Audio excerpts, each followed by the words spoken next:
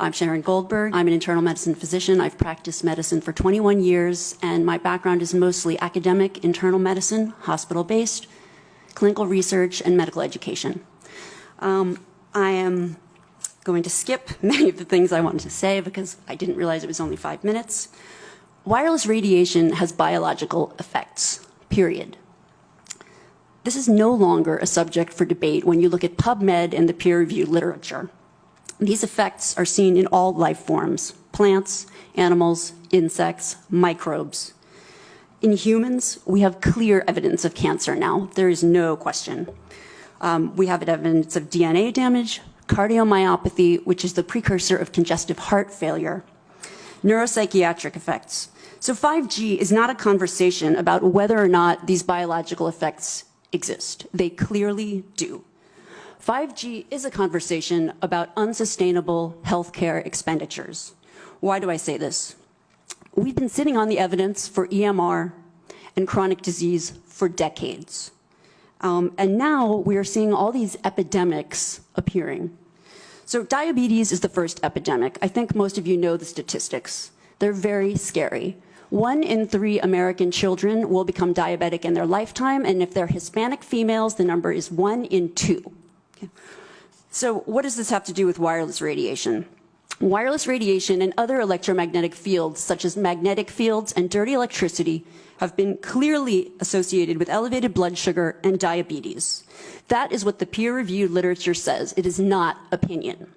The closer you live to a cell tower, the higher your blood glucose. That is based on hemoglobin A1C measurements. So the idea with small cells of putting the cells closer to people's homes and bedrooms scientifically is very dangerous. And from an economic perspective, it's dangerous. And you may not know this. I was shocked to find this out. But the way you create a model of diabetes in rats in the lab is by exposing them to 2.4 gigahertz. And this is not for long-term exposure. So the other epidemics that clearly link from the science with electromagnetic radiation are related to mental health. And this is straight from PubMed. This isn't my opinion. This is science. Dr. Okay? Goldberg, for those of us who aren't physicians, what is PubMed? I'm sorry. It's just it's our National Library of Medicine. This is where you would go. This is just the peer-reviewed literature. We have deterioration of mental health in the United States. And if you look really at the science, what does it show? And these epidemics are our suicide epidemic,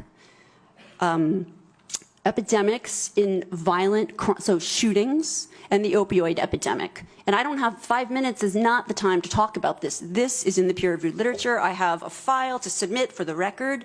But these are facts. These are things that have just been glossed over by the wireless industry. And I really don't have time to talk about them in 5 minutes. I wish I did.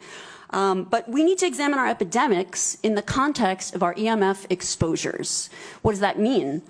That means that the CDC, tracking these epidemics, we need to start measuring how much radiation are people being exposed to.